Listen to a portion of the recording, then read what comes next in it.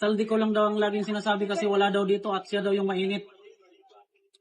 Eh, di ba sila naman nag-umpisa na si Saldi ko? Ako nga sinasabi ko, magnanakaw si Bongbong Marcos.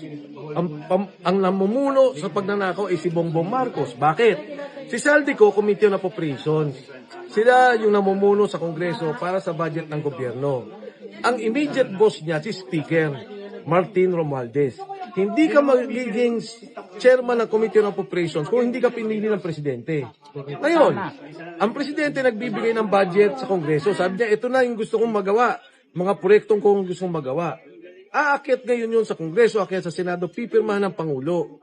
Pagkatapos pirmahan ng Pangulo yun, pag lumalabas na yung budget, pinipirmahan na naman nila yun. Magkano kailangan? Magkano kailangan? Eh, puro nga yung unprogrammed allocation. Tingnan nyo yung nangyari, isang kwentong mabilis. Yung subway natin, dapat para na tayong Hong Kong at Japan. Tapos ng 2020, anong ginawa nila? Dahil sa pondo ng gobyerno, hindi mo pwedeng taasan o babaan. Inililipat nila yung pondo doon sa unprogrammed allocation. Yung unprogrammed allocation, nilagay nila flood control. Ano nangyari ngayon? Imbis na sa 2028, magkaroon tayo ng subway, delayed na ng 2032. Yung mga taga-probinsya, Panay Guimaras Road, kasama po dyan.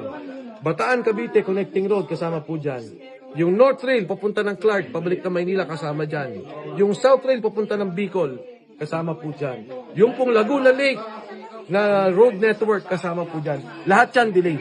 Magkano babayaran natin na penalty? Dahil hindi natin lagyan ng pondo. Penalty lang ito. 400 bilyon. Sino magbabayad? Kayo.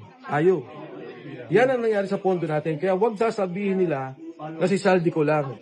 Dahil yan si Speaker Martin Romualdez kasama at si Pangulong Bongbong Marcos.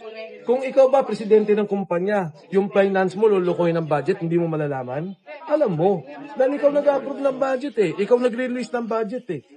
Kaya yan ang nangyari sa bansa natin. Ngayon lang ako nakakita na ganitong klase ng sistematikong korupsyon sa ating bansa.